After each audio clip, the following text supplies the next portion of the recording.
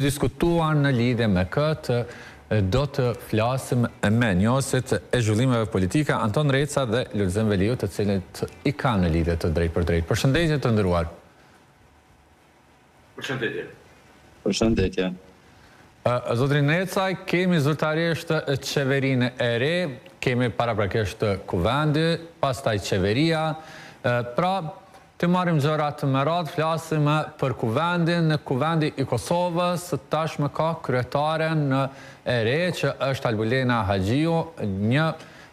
emër i cila ishte propozuar edhe në legislaturën e kaluar, por që nuk arrite. Si e shihni këto zhvillime, duke pas parasysh, mund të konsiderohet kjo si një kundërpërgjigje ndaj opozitës së tanishme në lidhje me asaj çfarë ndodhi paraprakisht? Për këndvështrimit tim, fillimisht është lajm i mirë që më në fund kemi pas një viti, kemi institucionet e konstituara, institucionet funksionale, do të thotë që kanë arritur që të votojnë dhe të rizgjedhin në kuvend. Pjesa e zgjedhjes e konstituimit të kuvendit natyrisht që ka qenë nevojë emergjente, sepse Kosova në një farë forme ka qenë në vijën e fundit, do thotë kemi qenë jashtëzakonisht tepër afër rrezikut të shkatërimit të funksionimit të institucioneve të vendit. Tani kemi qeverinë, po ashtu e cila u votua në brend në mënyrë emergjente, dhe gjithë ky proces ka ndodhur si pasojë e arritjes së konsensusit gjatë së cilën vazhdimisht e kemi thënë që institucionet e shtetit, kuvendi dhe qeveria dhe gjitha institucionet që janë të rëndësishme për vendin, përfshi tashme do futemi edhe në një fazë tjetër edhe presidentin apo presidenten, kërkojnë konsensus politik në mënyrë që të evitohen zgjedhjet e panevojshme dhe zgjedhjet tepër të lodhshme dhe të pesditshme për çështjet që në fund do të kenë epilogën rezultatin pak a shumë të njëjtë, pak a shumë plus-minus të njëjtë. Dhe jemi në situatë ku do të mirëpritur kjo nga ana e qytetarëve, sepse vërtet jemi lodhur nga kjo dram, nga kjo telenovel e cilën na kanë servuar partitë politike për të ardhur në një konkludim përfundimtar që gjitha ajo që ka më servu për një vit, gjitha pas ka qenë një luftë politike për të arritur kush merr pushtet më shumë. Natyrisht në fund Sobrani dha fjalën e vet, ja besoj sërish partisë më të madhe në vend që i drejtojë institucionet dhe tani jemi në fazën emergjente ku do duhej të veprohet ashtu siç edhe ka filluar me këtë tempo, do duhej të veprohet që fillimisht kalohen marrëveshjet ndërkombëtare dhe obligim dhe detyrim ligjor të kushtetuar cilën e kemi ne si vend. Natyrisht se kjo është në të mirën dhe beneficion të shtetit të Kosovës, për shkak se kemi pakot e marrëveshjeve të cilat Kosova përfiton në vlerë pothuajse afërsisht 1 miliard euro, gjë që në një farë forme gjatë periudhës së qeverisjes kësaj qeverie do të investohen në aspektin e integrimit dhe ndryshimit reformës qeverisjes dhe afrimit të Kosovës në integrimin e shtëpisë së madhe të Bashkimit Evropian. Por jemi ashtu edhe në fazën e fundit ku nëse nuk kemi buxhet të kaluar nga muaji maj, atëherë do të kalojmë në një fazë tepër të rrezikshme, sepse nuk pa buxhet të kaluar, atëherë edhe natyrisht edhe administrata shtetërore dhe vetë shteti do të jetë jo funksional që i përket aspektit financiar. Por që ka indikacione që i njëjti të kalohet dhe natyrisht që kur flasim për buxhetin për vitin 2026, ligji parashef që të ketë debat, diskutim të hapur, por që në rastin konkret më që është nevoja emergjente që të veprohet, natyrisht se edhe këtu të duhet Dhe unë shoh që do të kalojë, do të duhet të ketë konsensus politik brenda kuvendit e të gjitha partive politike në mënyrë që buxheti të kalohet dhe më pastaj hapet procedura e rishikimit të buxhetit dhe të ketë debat brenda kuvendit për secilin linjë buxhetore. Këto janë ato fazat emergjente, më pastaj për të mos ardhur deri te data 4 mars, ku do duhet të iniciojë procedura e zgjedhjes apo rizgjedhjes së presidentit të Republikës së Kosovës, sepse kushtetuta dhe ligji parashef që 30 ditë para skatimit të mandatit të presidentit së Republikës së Kosovës duhet të iniciohet procedura e rizgjedhjes apo zgjedhjes së një kandidati tjetër. Në historinë e deritanishme të Republikës së Kosovës nuk kemi pasur akoma asnjë rast, asnjë situatë ku për shkak të mosarritjes së konsensusit për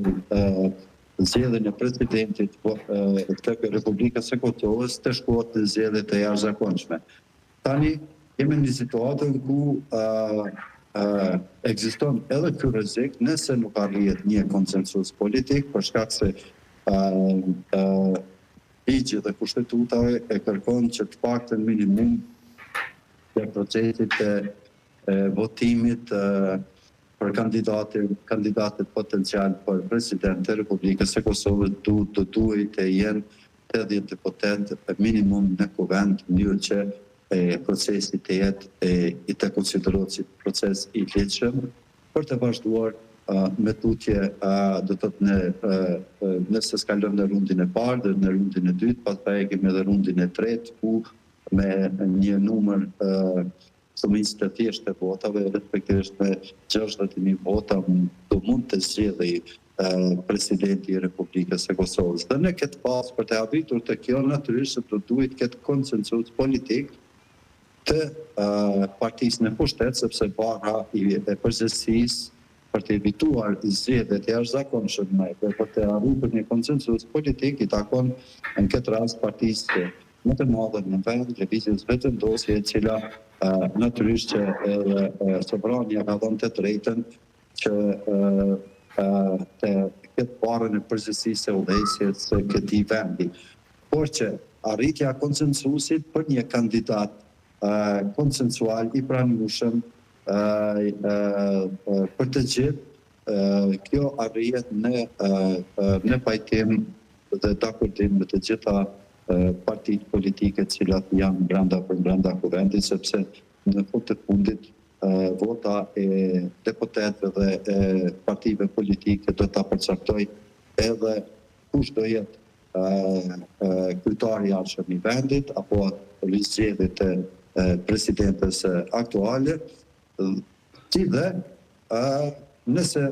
nuk arrihet konsensus, atëherë fatkeqësisht vendi automatikisht shkon sërish në zgjedhje, gjë që vërtet do të ishte jashtëzakonisht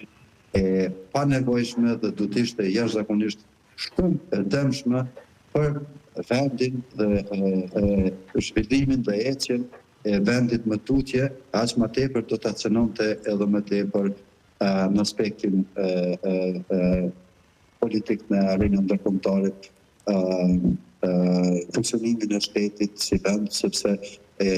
do i vinte që pothuajse brenda 15 muajve të kemi 3 herë zgjedhje të përgjithshme. Dhe kjo do të ishte papranueshme jo vetëm për ne si qytetar, por do të ishte papranueshme edhe për partnerët tanë ndërkombëtar, dhe kjo natyrisht do ta minonte pak a shumë edhe procesin e integrimit të Kosovës në mekanizma ndërkombëtar, siç edhe prezantoi mbrëm kryeministri Kurti, që rruga jonë është që të vazhdohet me tutjet në integrimin e Bashkimit Evropian, integrimin ose antarësimin në strukturën më të fortë ushtarake në NATO. Dhe shkurja në zgjedhje do t'i kishte si faturë këto pasoja cilën do t'i parte Kosova për shkak të mosgatishmërisë së arritjes së një konsensusi politik të partive politike të Republikës së Kosovës. Po, zotri Velio, në anën tjetër kemi Kuvendin, legislaturën e 10, Alulina Gjiu me 66 vota për u bë kryetare e Kuvendit, në anën tjetër para ardhësi i saj tashmë është ministër, pra kemi edhe ndryshime edhe në përbërjen e qeverisë së re, edhe në përbërjen e ministrave. Si e ke parë kabinetin e ri qeveritar? Me thënë të drejtën, gjë pozitive do të pajtoheshëm me parafolsin që është arritja e konstituimit të Kuvendit, por edhe zgjedhjes së qeverisë, pasi që Kosova ka kaluar një periudhë të gjatë pa institucione. Kemi më tepër se një vit që nuk kemi qeveri në Kosovë, nuk kemi kuvend dhe nuk kemi, si rrjedhojë gjithë kësaj, nuk kemi as institucione të tjera që kanë vepruar në detyrë të plot apo në mandat të plot, siç është tani më qeveria e Kurtit 3. Sa i përket qeverisë, nuk është ndonjë ndryshim i madh, janë disa ndryshime të vogla kozmetike që në fakt unë nuk pres që do të ketë ndonjë ndryshim të madh të asaj punës çfarë është bërë për 4 vite me radhë, pasi ne jemi dëshmitar të asaj se çfarë është vepruar në 5 vite tani me qeverinë Kurti, pasi që për një vit i kanë zgjatur vetes mandatin pra me mbajtjen në detyrë, ndërsa kur është fjala tek paraardhësi i zonjës Haxhiu, Dimal Basha, nuk ishte një person i dëshiruar as nga lëvizja vetëvendosje, mirë po ishin ato taktizimet politike që janë bërë në mandatin e kaluar, vetëm për të shtyrë situatën edhe për të ardhur deri në data 28 dhjetor për mbajtjen e zgjedhjeve të cilat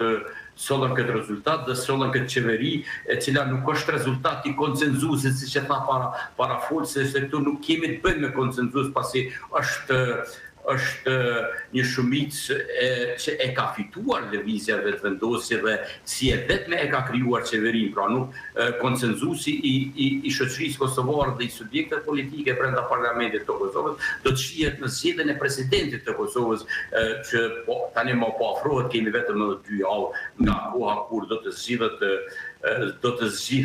duhet të zgjidhet presidenti apo presidentja e ardhshme e Republikës së Kosovës për të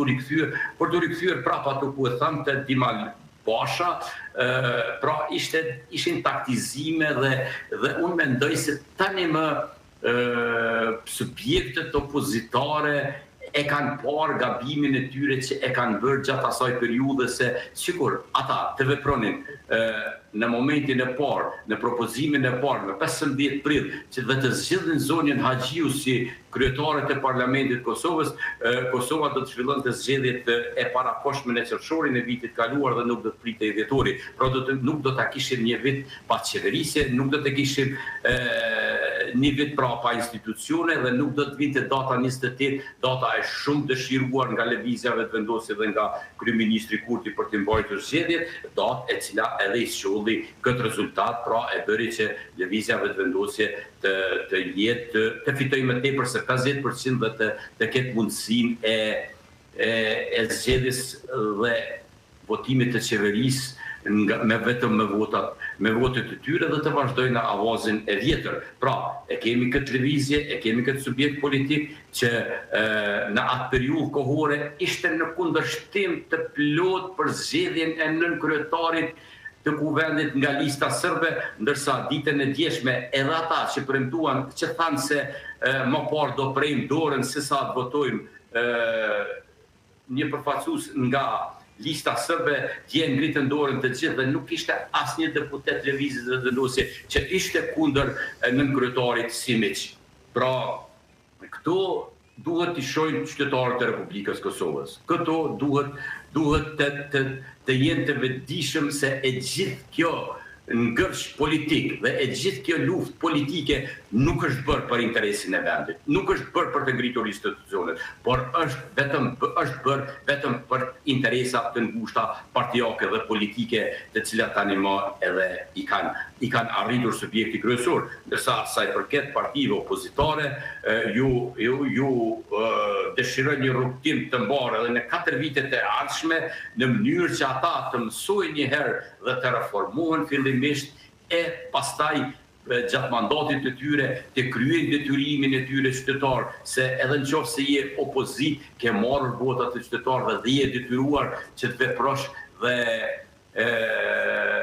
të punosh e ta dëshmosh të gjitha veprimet jo të mira të qeverisë, se për ndryshe opozita nuk ka kuptim. Ata për 5 vite nuk arritën që jo vetëm të reformohen si subjekte politike, por nuk arritën as edhe të ngritin një kauzë të vetme kundër këtij pushteti dhe edhe pse ka pasur të mjaftueshme, duke mos dashur të shkojmë në të kaluarën, po të merremi me problematikat me të cilat po ballafaqohen qytetarët e fundit, vetëm ngritja e çmimit të rrymës 3 herë për një mandat, kjo është e tepërt. Pra, në muajin nëntor qytetarët e Republikës kanë paguar fakturat e tyre me 50% më pak se në muajin dhjetor. Dhe askund nuk dëgjohet zëri i opozitës. Dhe mbrëm në Parlamentin e Kosovës u strukën nën deklaratat dhe nën elozhet e zotit Kurti dhe thua se të gjithë ishin pjesë e lëvizjes vendosur dhe thua se të gjithë ishin pjesë e qeverisë së ardhshme, përjashton në këtë rast zotin Besnik Tahiri, i cili ishte pak më i qartë në kritikat që ju drejtua qeverisë dhe zotit Kurti. Pra, unë nuk shoh që do të kemi një përmirësim dhe nuk shoh që do të kemi një punë më të mirë që është zhvilluar në të kaluarën. Ndoshta një përmirësim i vetëm që në këtë rast do ta kisha cekur është që në kryet e Ministrisë së Punëve të Jashtme nuk është më zonja Gërvalla, e cila në planin e saj dhe në punën e saj 4 vjeçare nuk kishte të bëj asgjë me diplomacin, por kishte të bëj vetëm me emërimin dhe shkarkimin e ambasadorëve, konzujve e për fatin e keq sot në gjithkund në ambasadat dhe konsulatat e Kosovës është ardhur një frymë e re me konzujt dhe ambasadorit e rinj që nuk përfaqësojnë asgjë tjetër, vetëm përfaqësojnë ndarje në mes të komunitetit shqiptar që është për përkeqardhje. Pra, e gjithë ato veprime të cilat shihen në çdo konsulat, pra me emrimin e konzujve të rinj nga zonja Gërvalla që vinë kryesisht nga lista UZ, janë larguar të gjitha elementet e kombëtare të shqiptarëve. Pra, nuk ka asnjë fotografi, nuk ka asnjë simbol kombëtar të shqiptarëve, duke u thirrur vetëm në emër të Kosovës dhe kosovarizmit. Kjo mendoj se është një gjë shumë e dëmshme dhe nuk i kontribon unitetit dhe bashkimit kombëtar. Po, në anën tjetër, zotri Nrecaj, kemi në përbërje të qeverisë së re, pra në përbërje të qeverisë Kurti 3, kemi figurat të cilat ishin edhe pjesa qeverisë së kaluar, por me pozicionet të reja. Tani më do të udhëheqen ministri të tjera në krahasim me qeverinë e kaluar, por kemi edhe ministri të reja, siç është edhe ministria e Mirçanjes. Se si i ke parë këto lëvizje? Mund të sjellin ndryshim real? Unë për këndvështrimit tim sa i përket rritjes së numrit të ministrive nga nëse zgaboj 15 sa kanë qenë në 19 tani, konsideroj se nuk ka qenë nevojshme të shtohen edhe 4 ministri. Mirë, po si do që tjetë, kështu e ka llogaritur kabinetin qeveritar dhe kështu e ka pa kabinetin qeveritar të ministri, i cili e argumentoi që për shkak të mbi ngarkesës tepër që kanë pasur në strukturën e qeverisë së kaluar dhe pamundësi se arritjes së rezultateve konkrete. Ky është arsyetimi i kryeministrit për zërimin e kabinetit qeveritar dhe shtimin edhe me 4 ministri. Për mua është e panevojshme të ketë edhe kaq shumë ministri me një vend i vogël siç është Kosova, por që mbetet të shohim rezultatet. Shtimi çdo ministri me tepër nënkupton buxhet ekstra për secilin ministri të alokuar dhe buxhet më pak për rritjen e mirëqenies së qytetarëve. Por sido që të jetë mbetet të shohim. Nga ana tjetër, vetëm për i kanë vështrimin tim është që unë jam jurist dhe vazhdimisht do të ballafaqohem me sistemin e drejtësisë. Dhe personi i cili në këtë rast është emëruar ministri i drejtësisë, konsideroj që nuk është personi adekuat, marr parasysh faktin që ne kemi jashtëzakonisht tepër punë. Kemi pas zotimet të qeverisë Kurti 1 që do të ketë reformim në sistemin e drejtësisë. U përmend edhe vettingu, gjë që vettingu thuajse është një proces aq i lehtë dhe brenda këtij mandati ky proces do përfundoj, gjë që për këndvështrimin tim se përket sistemit të drejtësisë do kemi një ballafaqim shumë të ashpër, marrë parasysh edhe faktin e studimeve të vazhdueshme kundrejt të sistemit të drejtësisë, tendencës për të ndërhyrë brenda sistemit të drejtësisë, duke filluar nga gjykata kushtetuese, Këshilli Gjyqësor, Këshilli Prokurial, marrë parasysh edhe faktin që jemi tashmë në vitin e 5 që nuk kemi krye prokuror të shtetit, nuk kemi procesi është i ngrirë, dhe edhe nga ana tjetër marrë parasysh faktin që sa i prisht është funksionimi i sistemit të drejtësisë, në shumë raste dhe në shumë situata akoma jemi në fazën ku ka drejtësi selektive, kemi një rënje në sipas raporteve ndërkombëtare, një rënje të luftës kundër korrupsionit, cilën zotimi që ne ka pas vazhdimisht dhe vazhdon ta ketë kjo qeveri. Ndaj unë jam pak skeptik që do të ketë përmirësim të sistemit të drejtësisë dhe avancim të sundimit të ligjit dhe respektim të asaj që ka thënë drejta dhe lirive të njeriut. Pse konsideroni që Zotin Recaj, pse konsideroni që zonja Gërvalla nuk është personi i duhur për të udhëhequr me Ministrinë e Drejtësisë? E para, zonja Gërvalla konsideroj që nuk ka përgatitje edhe njohuri adekuate se si funksionon dhe si janë të ndarë pushtetet. Dhe nuk e konsideroj, ndoshta e kam gabim, uroj që ta kem gabim, mirë po se i përket, le të themi, u përmend procesi vettingut. Vettingu është një proces jashtëzakonisht i ndjeshëm, është një proces i cili do ta çonte Kosovën në një hap shumë afër funksionimit të sistemit të drejtësisë me vendet e Bashkimit Evropian. Marrë parasysh faktin që ky proces duhet të jetë jashtëzakonisht i vëmendshëm dhe është proces i ndjeshëm sepse merr kohë dhe për këndvështrimin tim do duhej një ekip jashtëzakonshëm i ekspertëve ligjor që të hartojë një strategji se si do duhej të fillonte ky proces. Procesi vetëm Komisioni i Venecias me opinionin që e ka dhënë se përket procesit të vettingut e ka hap rrugën për vettingun në sistemin e drejtësisë. Por që nuk ka filluar, nuk kemi hapa konkrete të fillimit të procesit të vettingut. Mandej kemi pjesën tjetër që akoma do të u përmend brenda edhe në kuvend që nuk kemi një strategji akoma të re të luftimit kundër korrupsionit. Gjë që edhe kjo strategji do duhej të fokusohej dhe të ketë mendje dhe kujdes të jashtëzakonshëm. Dhe për fund, ministrja tani e drejtësisë ka qenë një nga ata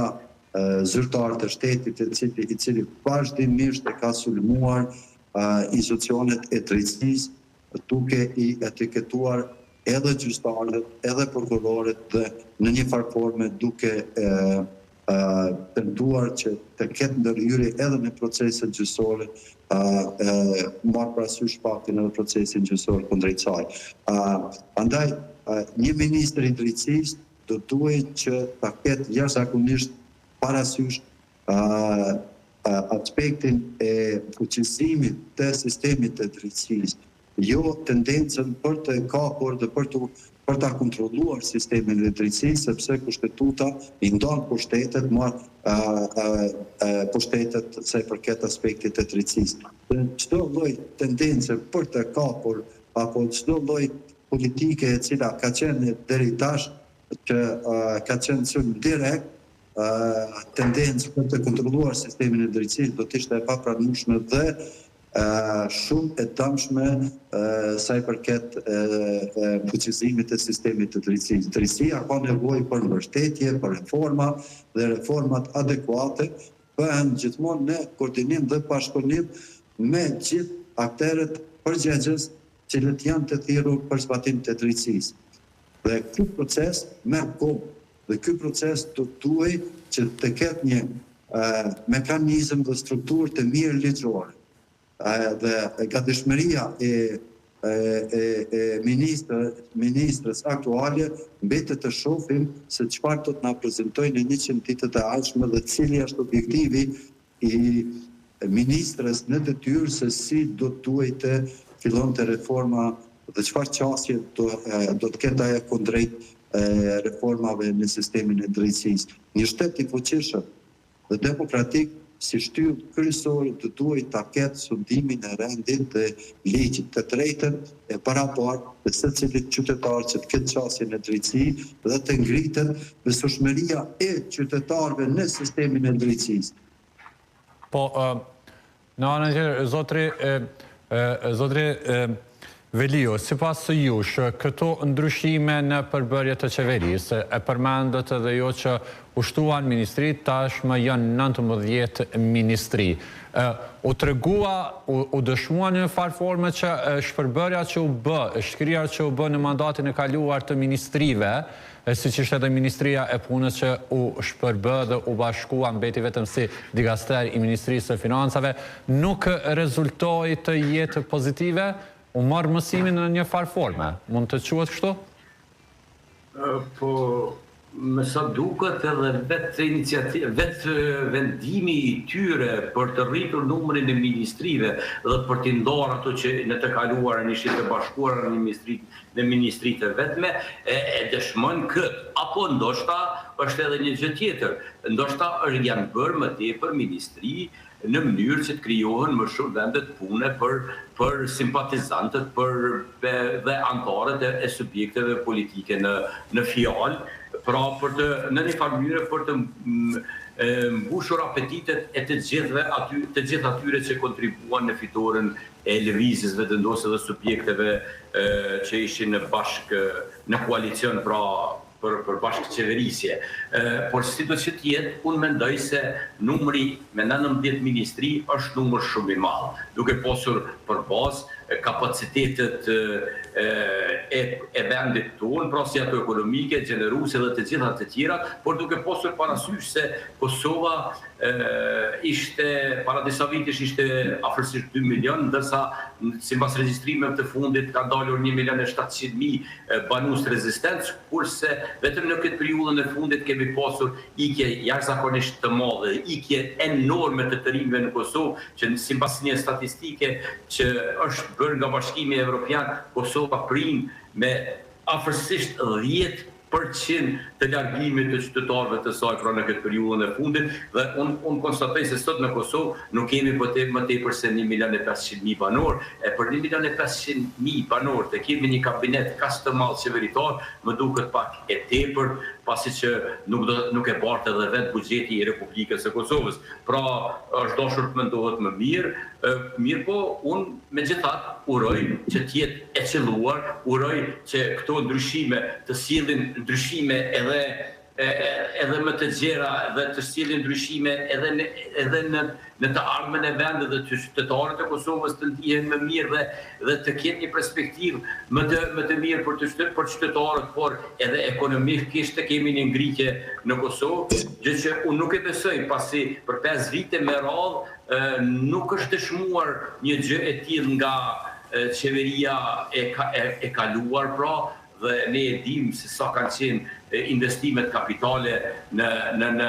4 vitet, në 4 vitet e mandatit kaluar, pra, ku të bëhet fjalë për një buxhet afërsisht 12 miliard që është shpenzuar për 4 vite, ndërsa investimet kapitale nuk dalin më shumë se sa që janë bërë në një vit në qeveritë e kaluara. Përkundër të gjitha këqija, korrupsionit dhe krimit të organizuar që është diskutuar dhe është folur në të kaluarën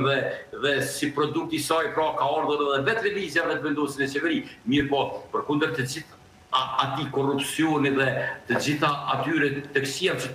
do të kenë mund t'ju shkaktojnë ish qeveri, të paktën investimet kapitale kanë qenë dukshëm më të mëdha se sa që janë bërë në këtë qeveri. Kjo qeveri mund të ndihet, ndoshta do të mbetet në kujdesin e qytetarëve, vetëm me ndihmat e tyre që i kanë bërë në